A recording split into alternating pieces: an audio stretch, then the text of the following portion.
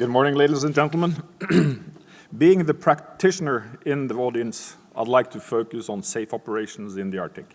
And that is probably what concerns my colleagues in the Arctic Coast Guard Forum as well. We're talking about a huge area, vast distances, as already said earlier this morning, a very low population density and hardly any infrastructure. We may have the readiness, but do we have the response time? It takes about 2 days sailing from mainland Norway to Svalbard if something happens up there and you need to heavy lift things up to the island. If you want to move around in the Arctic, either you do it by sea, air, or when snow and ice conditions are favorable, by snowmobiles. But you're still talking about huge and vast distances. So, in consideration that the population density is so low, how we can actually build infrastructure in the Arctic.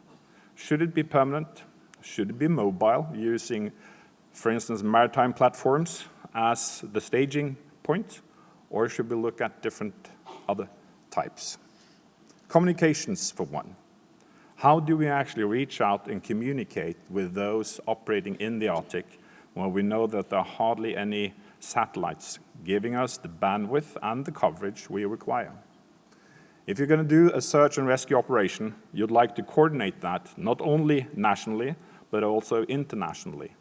Do we actually have the means in place? From my point of view and my experience, we do actually lack resources in that area.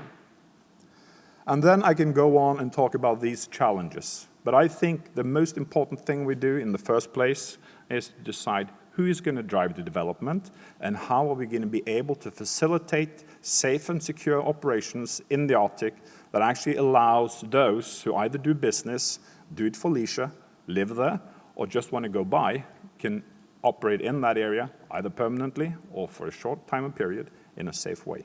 Thank you.